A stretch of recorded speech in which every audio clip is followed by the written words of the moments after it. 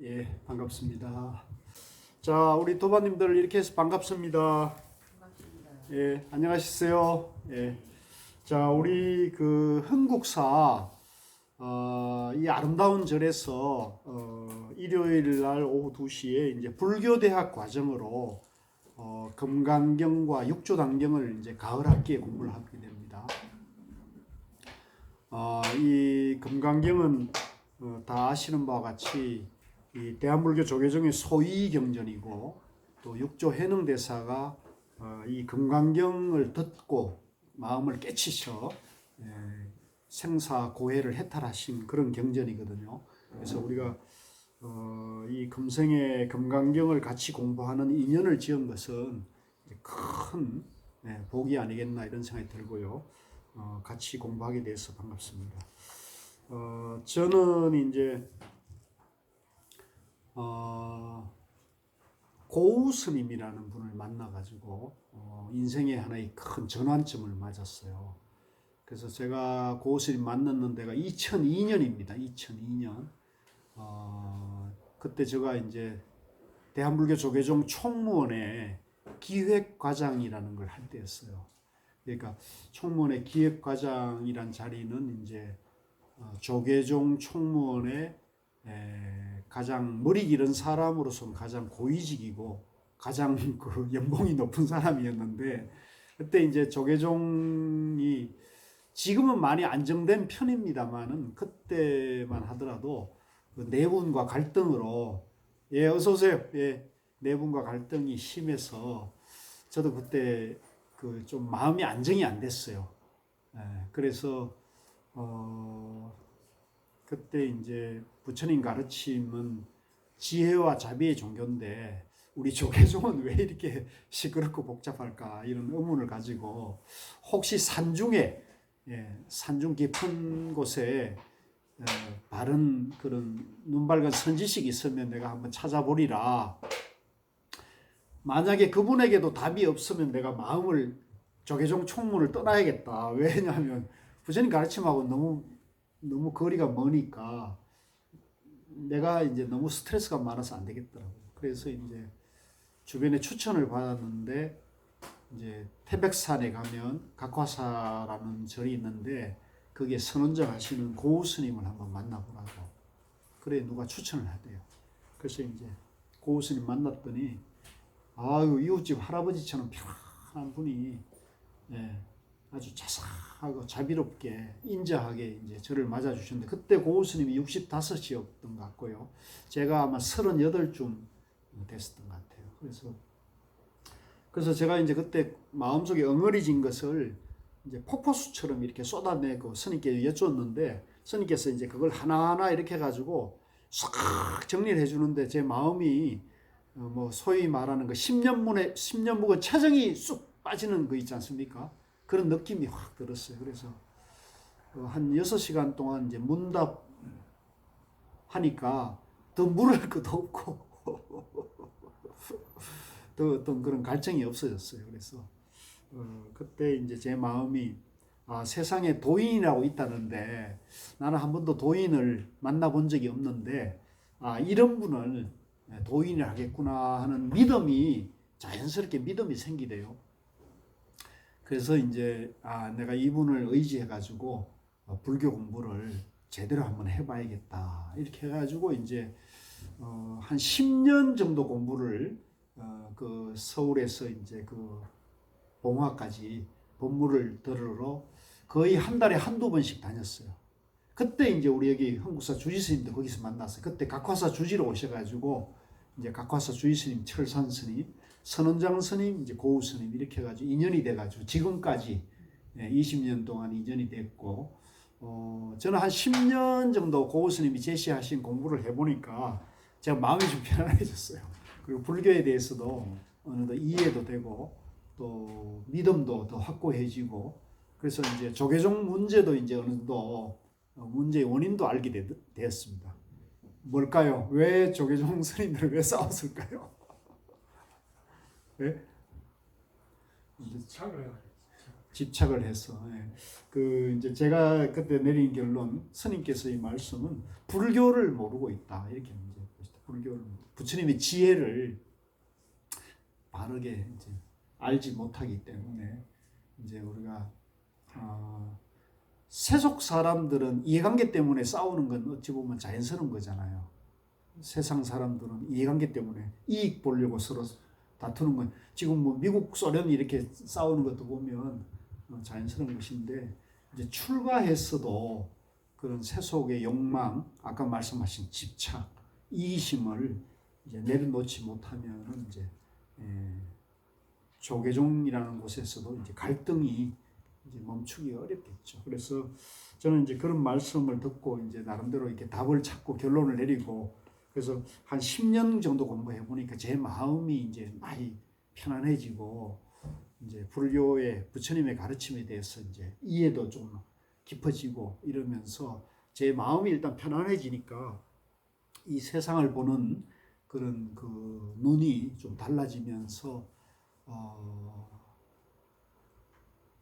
이 좋은 가르침을 이제 혼자만이 이제 누릴 게 아니라 이제 괴로워하고 힘들어하는 분들에게 이 좋은 부처님의 지혜를 전해서 그런 고통에서 이제 속히 건너도록 하는 것이 필요하겠다. 이런 마음을 좀 내서 나름대로 이렇게 원력을 세우고 이런 활동을 하고 있습니다.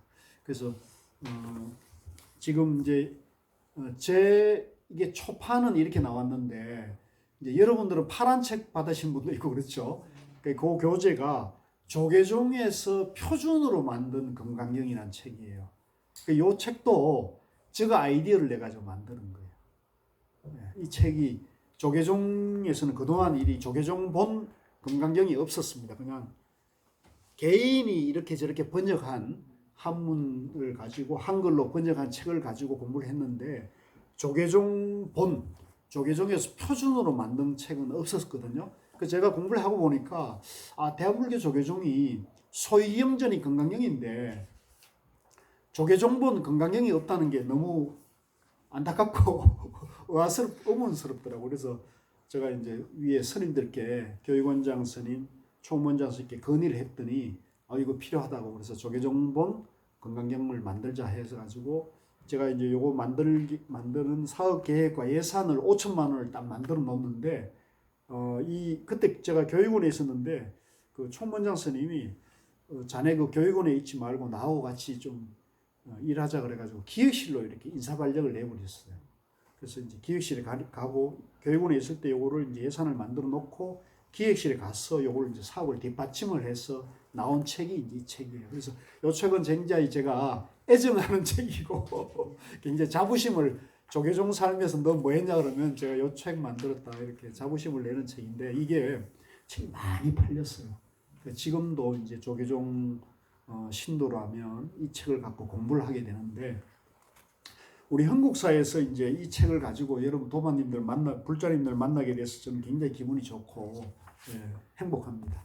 많이 팔렸네요. 예, 굉장히 많이 팔렸어요. 조계종 살림에도 많이 도움을 됐어요.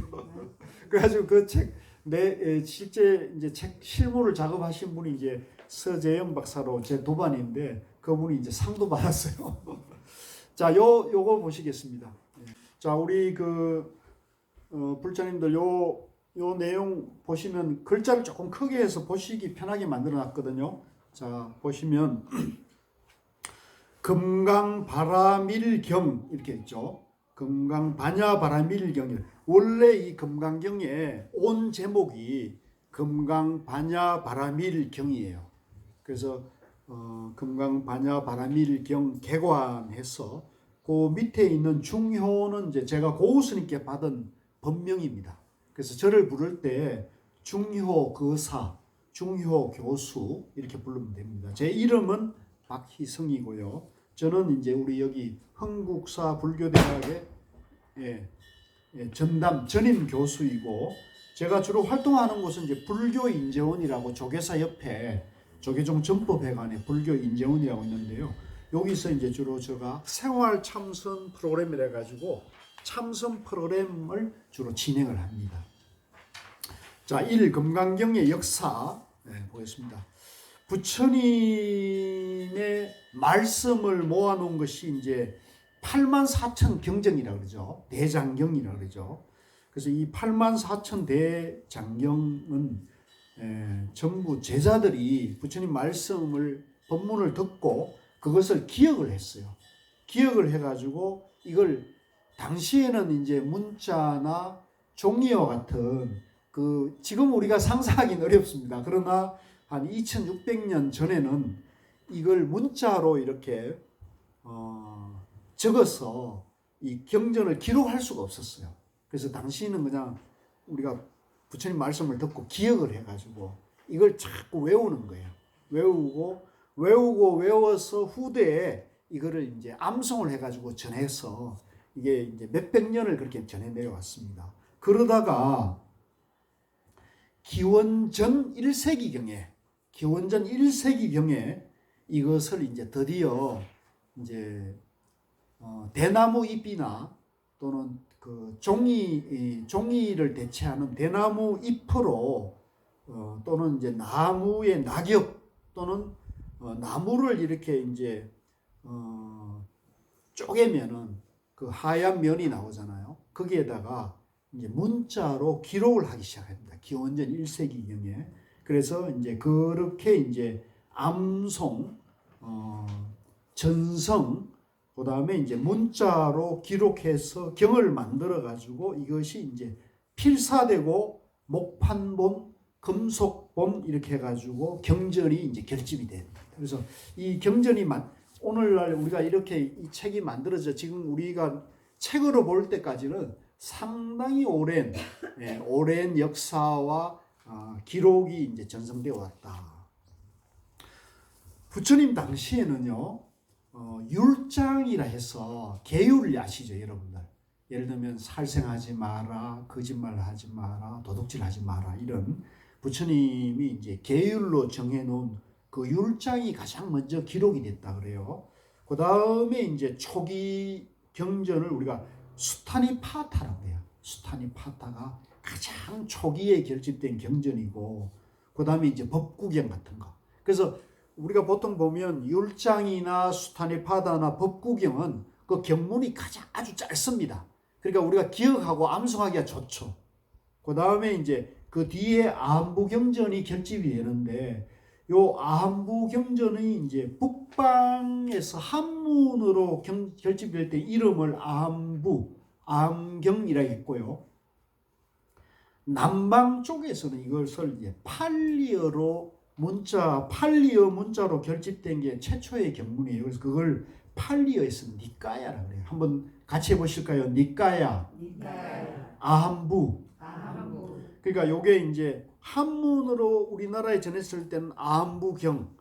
남방에 이제 스리랑카가 이 팔리어 경전이 가장 잘 보존되어서 전성이 됐다 그래요. 스리랑카가. 혹시 여러분도 스리랑카 가본 분이 있어요? 저도 아직 못 가봤는데, 스리랑카는 인도 남쪽에 인도양 아래에 있는 섬이잖아요. 그죠? 근데 지금 뭐 그 스리랑카가 그 IMF 부도가 나가지고 지금 아주 난리가 났어요. 난리가 났는데 거기 뭐 대통령도 쫓겨나고 국민들이 이제 데모를 해가지고, 왜냐하면은 여러 가지 경제적인 지금 어려움을 겪고 있다 그래요.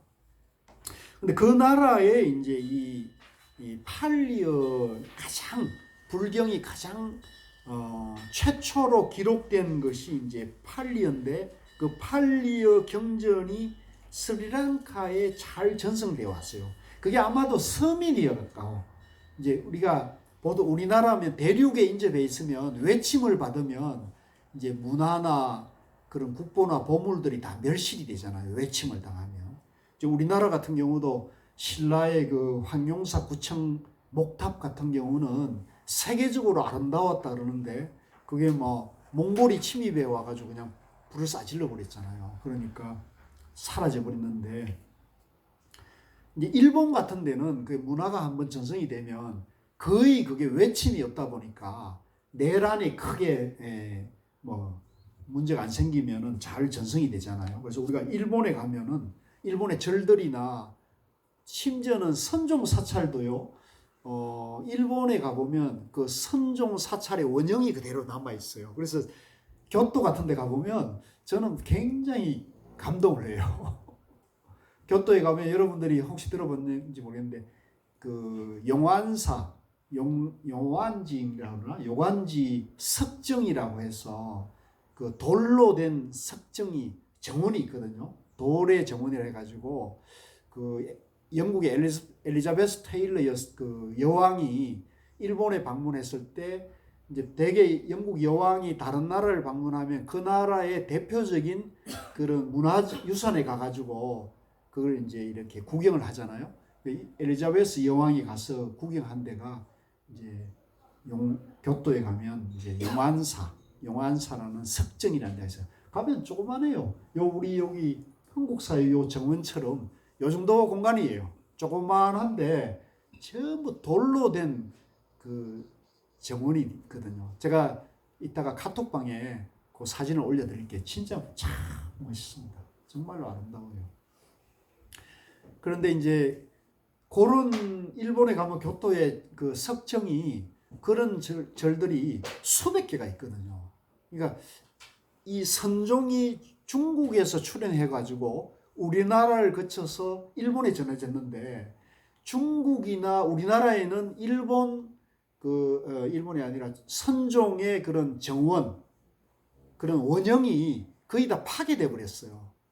근데 일본에 가면은 그 선종의 그 총림 내지 선원의 정원이 원형이 남아져 있는 거예요. 그러니까 굉장히 그런 특징이 있는데 어쨌든 이 스리랑카에도 이제 부처님 가르침에 그 원형이 이제 팔리어 경전이 남방에 전해졌어요. 그리고 그 팔리어가 이제 다음 문자로 이제 창안이 된 게 버머라, 우리나라에서는 버머라 그러고요. 그 원형의 말로는 이제 산스크리트라고 해요. 산스크리트. 그래서 그 산스크리트 버머가 이제 인도의 귀족 계급, 그러니까 인도의 아주 그런 지배 계급의 언어가 산스크리트예요. 팔리어는 인도의 평민들이 썼던 문자라 그래요. 그 말이고 문자라 그래요. 근데 그것을 이제 지배청의 문자로 만들어진 것이 산스크리트인데 이 산스크리트로 부처님 경전이 결집이 다시 돼가지고 이 산스크리트가 이 히말라야 산을 저렇게 이제 파키스탄과 이 아프가니스탄 그 다음에 이제 실크 로드를 통해 가지고 중국으로 이렇게 전해져 가지고 그 산스크리트 버머를 한자로 다시 역경을 해서 중국의 중국말로 된 이제 부처님 경전이 전해지는 거예요. 그리고 우리는 한자 문화권이었다 보니까 삼국 시대에 이제 한자를 통해 가지고 부처님의 경전이 이렇게 전승이 되어 온 거죠. 이해되시죠? 참으로 오래된 겁니다. 그래서 이제 조금 여기서 안부 니까야 경전이 부파불교 시대를 거치면서 한문으로 이제 산스크리트가 한문으로 이렇게 실크 로드를 통해서 전승이 되고 그 다음에 대성 불교가 반야부 경전을 결집하기 시작해요. 참 이거는 참 어려운 얘기인데 쉽게 말하면 부처님이 팔만대장경이라는 방대한 경전의 말씀 법문이 있잖아요. 이게 초기에는 안부라는 그런 짧은 경전 또는 간단한 경전이 이렇게 초기에 말씀을 하다가 부처님께서 45년 동안 설법을 하셨잖아요. 예수님은 설법한 기간이 짧잖아요. 그러니까 예수님은 이제 구약 성경 그 다음에 이제 신약 성경 해가지고 이제 바이블이 두 권으로 됐다면 우리 불교는 이 바이블과 같은 성경이 한 2만 권 정도 된다 그래요. 2만 권이 넘는다 그래요. 그거는 부처님이 45년 동안에 설법을 했기 때문에 너무나 다양한 가르침이 있는 거예요. 그래서 이 부처님 45년 동안 법문 안에는 이런 말씀도 있고 저런 말씀도 있고 그래요. 그래서 그 법문들이 전부 법문을 듣는 사람의 건기 지식 정도, 눈높이에 맞게 설법을 하다 보니까 그게 굉장히 다양해요. 그래서 어떤 대목에 가서는 마음이 부처다 하는 말도 있고 어떤 데 가서는 마음이 부처가 아니다 하는 대목도 있어요. 그래서 반대 얘기를 해놓은 것도 있다 보니까 이게 다 경전 안에 담겨 있다 보니까 이 경을 통해서 공부를 하는 사람들이 사실은 다양한 면은 참 좋은데 또 어떤 면에서는 혼란이 있는 거예요. 그래서 우리가 불교를 공부할 때 글자에서 집착해서 공부하면은 안 된다고 하는 거예요. 이게 부처님 가르침이에요. 그러니까 이게 너무나 다양해서 혼란이 있는데 이제 어쨌든 우리가 이걸 그러더라도 우리가 부처님 경전을 떠나서 불교 공부를 할 수는 없기 때문에 경전을 통해서 공부를 하는 겁니다. 그래서 다시 와가지고 여기 교재에 와가지고 이제 초기의 경전은 부처님이 율장으로 정립됐고 초기 경전으로 정립됐다가 이제 대성불교가 일어나면서 부처님 법문 중에서 대성 가르침에 해당하는 것을 따로 모아가지고 반야부 경전이 이제 만들어져요. 따라해 봅시다. 반야부 경전. 그래서 이 반야부 경전이 600권 내지 600권이라고 해가지고 가장 부처님 법문 중에 가장 양이 방대해요. 그래서 반야부 경전이 만들어지고 그 다음에 이제 이 대성이 발전하면서 중간 사상이 등장하고 유식 사상이 등장하고 법화경이 결집돼 가지고 법화 사상, 그 다음에 화엄경이 결집되면서 화엄경이 이제 화엄 사상이 등장하는데 이게 전부 방대해요. 그래서 제가 이제 얼마 전에 화엄경을 공부를 좀 해봤는데 화엄경만 하더라도 뭐 40권, 60권, 80권이 있어요. 그리고 이 화엄경은 80권이나 방대한데 이게 독자적인 경이 아니고 당시에 대성 보살들이 공부를 하면서 부처님 가르침 중에서 이게 화엄경에 해당하겠다 하는 화엄 사상에 해당하겠다는 걸 다 모아가지고 따로따로 모아보다 보니까 80권이 됐어요. 그래서 이 화엄경을 공부를 하다 보면 어떤 문제를 만나느냐면 보통 우리가 부처님 말씀을 법문을 모아놓은 걸 경전이라 하는데 이 화엄경쯤에 가보면요 이 경을 설하는 분들이 부처님이 아니고 부처님 제자인 보살들이 설법을 하고 있어요. 그래서 실제 화엄경을 공부를 하다 보면 사실은 좀 혼란스러워요. 이 부처님 설법은 우리가 부처님 설법은 부처님이 설해낸 걸 경전이라 하는데 화엄경에 가면은 부처님은 거의 설법을 하지 않고 부처님의 제자들인 보살들, 예를 들면 문수보살, 보현보살, 관세음보살 이런 보살들이 설법을 하고 있는 거예요. 그러니까 여기 가면은 굉장히 당혹스러워요. 그래서 지금 이제 부처님이 돌아가시고 한 2600년이 지났는데요.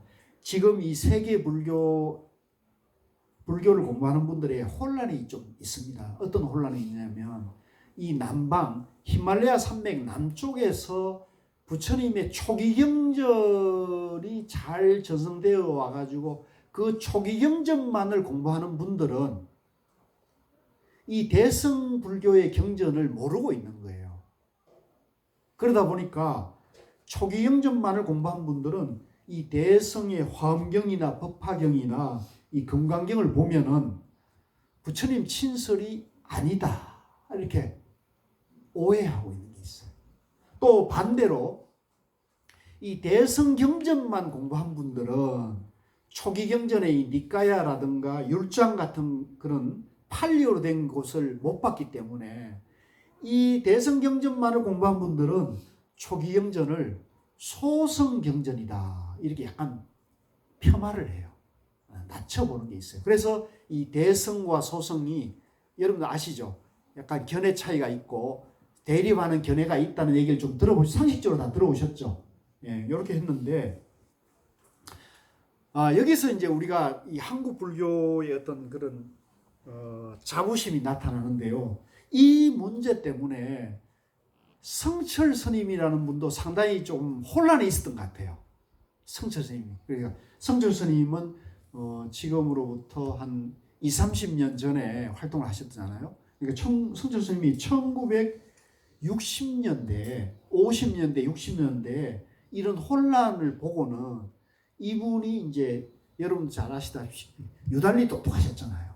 뛰어나신 분이고 또 공부의 힘도 대단하셨던 분이어가지고 이런 대성과 소성의 견해 차이가 있으니까 이것을 정립하기 위해서 당신이 팔만대장경을 몽땅 구해가지고 보시고 또 남방에 소위 말하는 그 팔리어로 된 그 경을 일본 학자들이 많이 번역을 했었거든요. 그래서 이분이 이제 일본어를 통하셨으니까 일본의 그 초기 경전, 즉 니까야를 역경해가지고 일본말로 번역된 것을 구하고 그게 이제 신수대장경이래요. 신수연간에 이제 일본에서 대장경을 한번 결집을 합니다. 그래서 일본어로 된 주로 이제 그게 한문으로 되어 있습니다. 한문으로 된 거와 그 다음에 이제 이런 우리 북방에 전해오는 대성경전 이런 걸 다 보면서 이 성철 스님이 이걸 다시 정립하는데 그 정립해서 법문해 놓은 것이 이제 성철 스님 백일법문이에요. 백일법문. 그래서 이 백일법문에는 남방의 선이 말하는 소성 니까야 아무경전도 가져오고 또 대성 한문으로 된 경전도 비교해가지고 이것을 부처님 깨달음의 근본이 무엇인가를 성철 스님이 이렇게 정리를 해놨어요. 그래서 불교란 주제로 정리를 해놨거든요. 그래서 우리나라에서 이제 불교를 공부하려면 저는 이제 고우 스님께서 늘 그렇게 말씀하셨어요. 백일법문이 불교 공부하는데 가장 좋다 이렇게 했어요. 가장 좋다. 왜? 남방의 니까야 팔리어로 된 것도 이분이 대조하고 있고 한문으로 된 것도 대조해서 성철 스님이 우리말로 설법을 해놨는데 이걸 원택 스님이 한글로 결집을 해놨어요. 네, 그래서 쉽게 말하면 남방과 북방의 팔만대장경의 엑기스를 성철 스님이 다 소화해가지고 이제 우리가 비유하자면 생선을 먹을 때 이제 가시가 있잖아요. 이걸 잘 발라가지고 우리가 그냥 살코기만 싹 먹을 수 있게끔 딱 만들어낸 것이 비유하자면 백일법문인 거죠. 그래서 저는 그 백일법문을 보고 저도 다 본 건 아닙니다. 여러분 도마님들 좀 이해를 좀 해주세요. 저도 남방의 팔리어도 모르고 또 팔리어로 된 니까야를 다 볼 수가 없어요. 너무나 방대해요. 그게 막 수십 권이 되거든요. 그거 보는데 뭐 너무나 많은 공력이 들죠. 근데 그걸 볼 수가 없어요. 근데 백일법문의 그 엑기스를 다 모아놨으니까 이제 백일법문의 상권의 근본불교 사상이 이게 딱 정립이 되어 있는데 저는 고우스님께서 저보고 그 백일법문 상권의 근본불교 사상에 부처님의 깨달음이 중도연기라는 것을 확실히 이해할 때까지 반복해서 읽으라고 저희한테 지침을 줬어요. 그래서 제가 10번쯤 읽으니까 어느덧 이해가 됐어요. 10번쯤 읽으니까 이제는 불교에 대해서 더 이상 이론적으로 이렇게 생각했을 때 불교에 대해서는 혼란이나 의문이 없어지더라고요. 그래서 지금 제가 우리 불자님들께 이렇게 금강경이나 뭐 육조단경이나 이런 걸 강의할 수 있는, 해설할 수 있는 힘이 어디서 나오느냐? 백일법문을 10번 읽은 얘기예요. 그래서 그 뒤로도 제가 강의 때문에 백일법문을 쭉 하다 보니까 지난 겨울까지 28번 읽었습니다. 백일법문 상권을 28번 읽었으니까 어느 정도는 이 불교 경전에 대해서 이렇게 또 중심을 잡게 됐는데 다시 여기 교재로 와가지고요. 받았어요? 아니 요거 예 그래. 자 그래서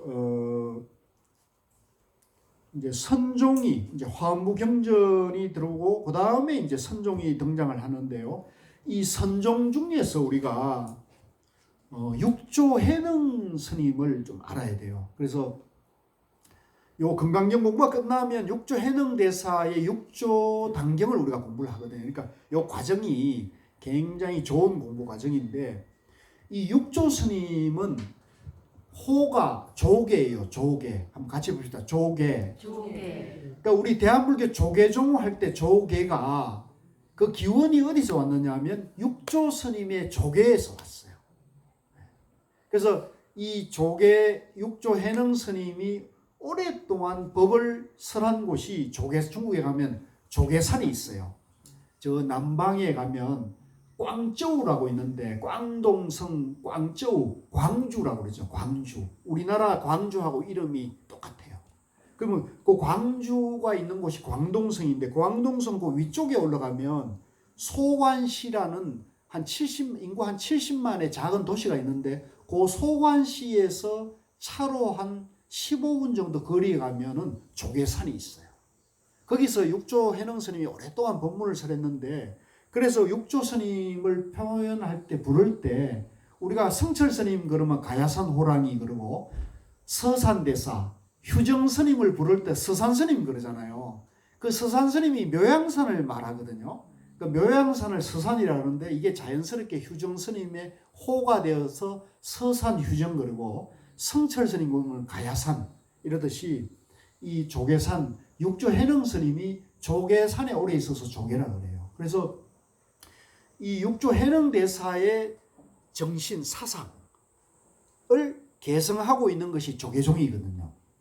그래서 우리가 이제 조계종 그러면 이 육조 해능 대사를 말하는데 이 육조 해능 대사가 재미있게도 이 금강경을 듣고는 마음을 깨쳤어요. 부처가 된 거예요. 그래서 이 금강경이 선종에서는 소위경전이 돼가지고 가장 8만 대장경 중에 가장 귀중한 경전이 된 이유가 이 육조 해능 대사의 깨달음 덕분이다 이렇게 보시면 됩니다. 그래서 대성 초기 반야부 경전은 대략 기원전 1세기경에 시작해서 4세기경에 금강경, 반야신경 등이 출현해서 가장 방대한 경전이 됩니다. 금강경의 본래 이름은 금강반야바라밀경으로 독립된 경전이 아니었어요. 이게 600부 반야경 중에 577권째 능단 금강분이었으나 이것을 독립시킨 것이 금강반야바라밀경이다. 그래서 이 금강경을 경전 우리나라에서는 이 현장 스님은 이제 당나라 태종 시대에 서유기에 나오는 삼장법사 아시죠?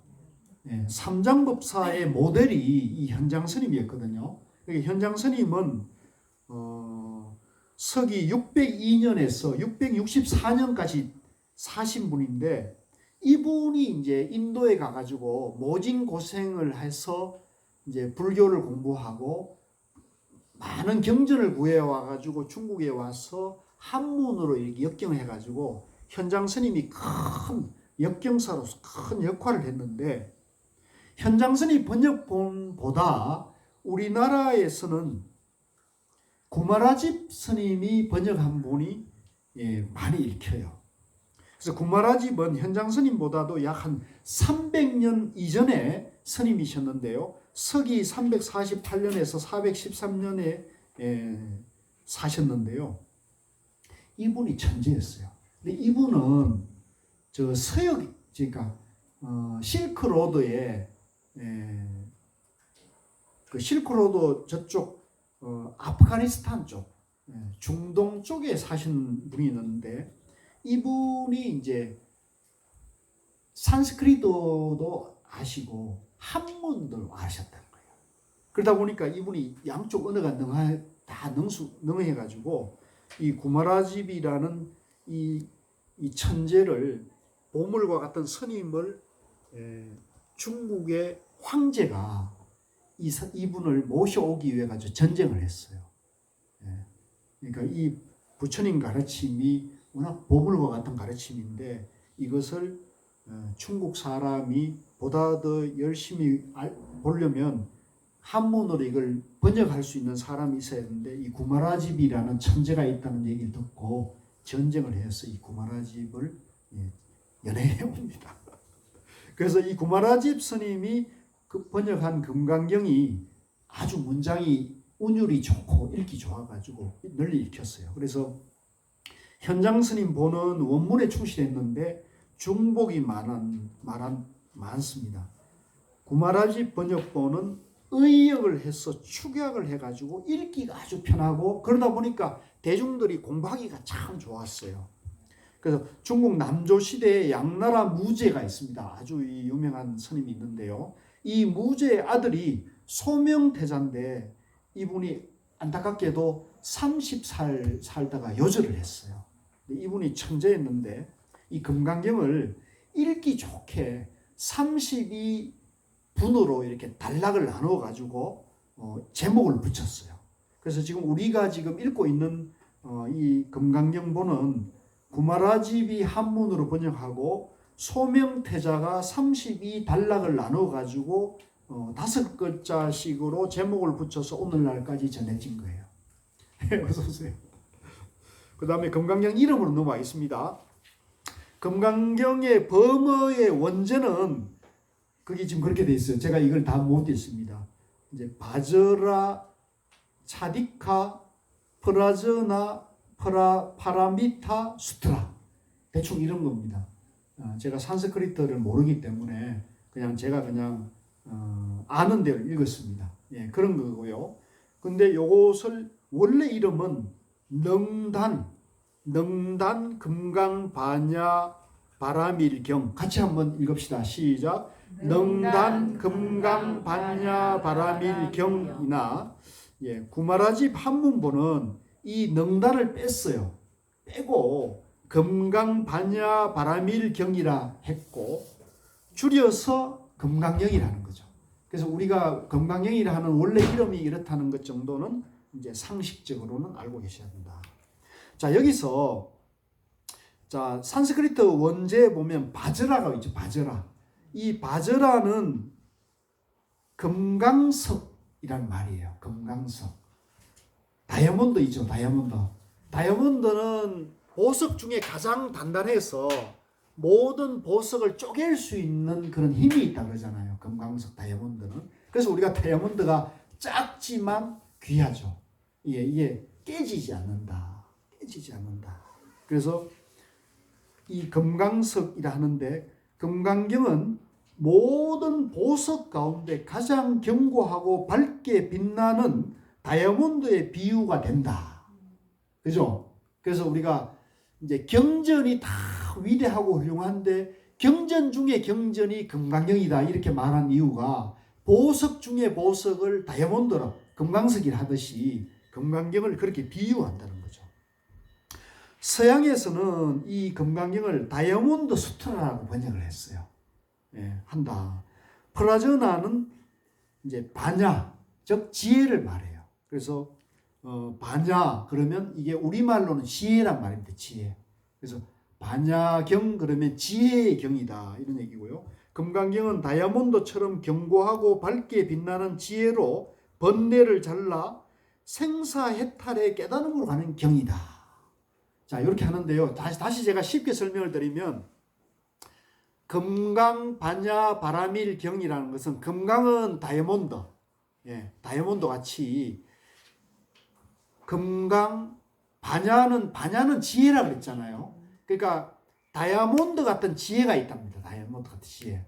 다이아몬드 같은 지혜가 있어가지고 그 지혜로 바라밀이라는 건 뭐냐면 이제 우리가 지옥과 같은 이 언덕에서 극락으로 건너가는 거예요. 그러니까 깨달음을 말합니다. 깨달음.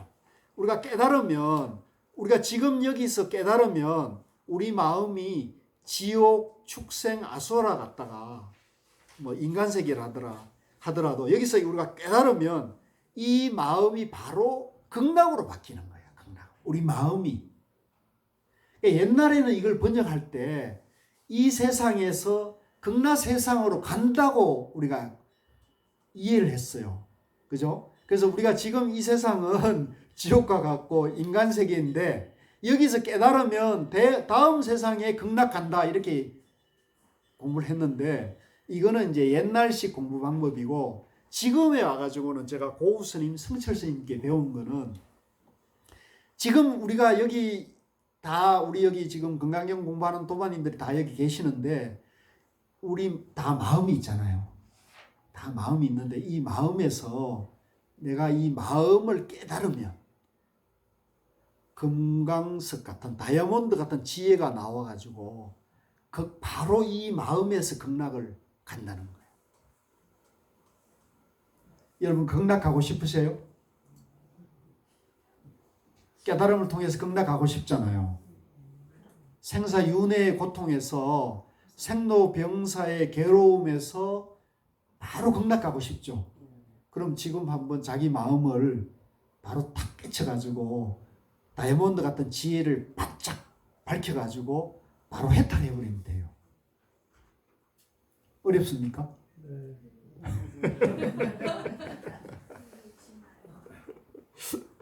네. 어렵다고 생각하면 어려워요. 어렵다고 생각하면 어렵고 이걸 반대로 이게 어렵지 않다라고 생각하면 의외로 쉽게 갈 수가 있어요. 그래서 이제 이 공부가 불교 공부가 어렵다, 쉽다, 어렵다, 쉽다 요 분별심만 능히 이걸 부셔버리면 저절로 지혜가 나온다는 거예요. 요게 불교 공부의 핵심이에요. 잘 들으세요. 우리 마음속에, 우리 각자의 마음속에 이 금강경이 어렵다. 불교가 어렵다.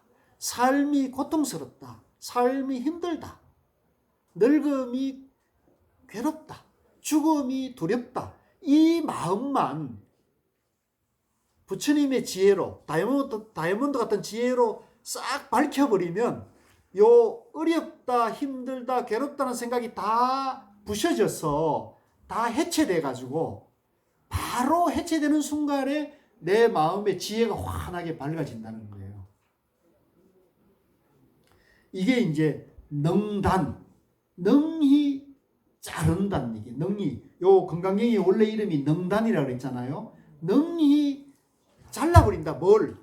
망상, 어리석음, 분별심을 능히 싹둑 잘라버린대요. 뭘 자르냐? 다이아몬드 같은 지혜.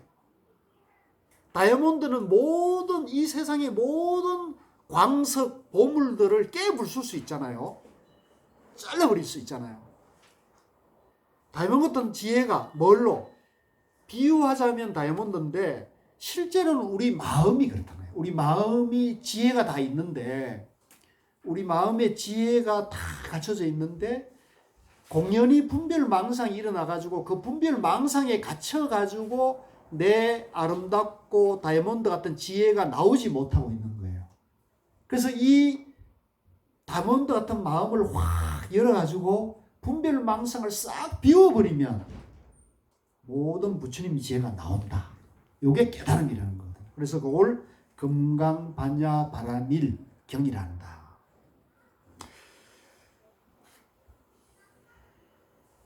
그래서 퍼라저나는 반야 지혜고 금강경은 다이아몬드처럼 견고하고 밝게 빛나는 지혜로 번뇌를 잘라 생사해탈의 깨달음으로 가는 경이다. 이제 이렇게 말씀드립니다. 자, 시간이 좀 돼가지고요. 한 10분간 쉬었다가 여러분들 다리도 아프고 할 테니까 조금 10분간 쉬었다가 정각 3시에 다시 공부하도록 하겠습니다. 자, 수고하셨습니다. 다리를 좀 푸세요.